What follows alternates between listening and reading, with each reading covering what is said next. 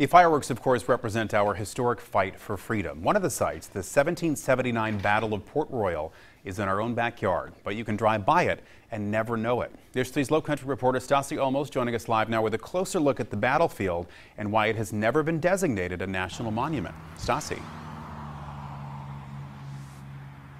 The Battle of Port Royal was the first Revolutionary War land battle in South Carolina. It's also the only battle in which two of the men who signed the Declaration of Independence actually fought. But you wouldn't even know it's right here off Highway 21. If you look down here towards that ditch area right there, that is the area where the British tried to come at the Americans, which are basically where we're standing at right now. Archaeologists have been trying to find the location of the 1779 Battle of Port Royal for years. Daniel Battle discovered it 2 years ago. The material shot out of the American guns we knew was what they call canister shot, and they were actually firing lead pellets. And the lead pellets have certain characteristics on the artifact when you find them that only happen when they're fired out of the tube of an artillery piece.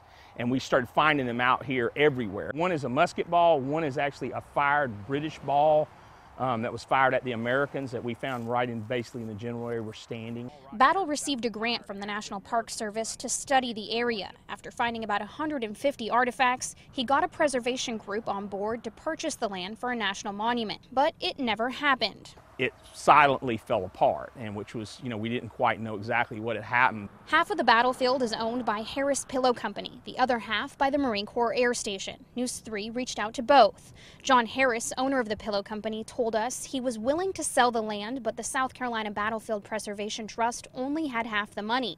He says they approached the county for the other half, and that's when it fell through. Beaufort County Council discussed the issue in executive session, so details were never made public. Harris says he then tried to sell the land to the Marine Corps Air Station so they could preserve the battlefield, but he says they didn't want a civilian park in a possible crash zone. We need this battlefield to teach our youth of what happened and what happened during the American Revolution to win us American freedom. It needs to happen here, and we need to remember these guys.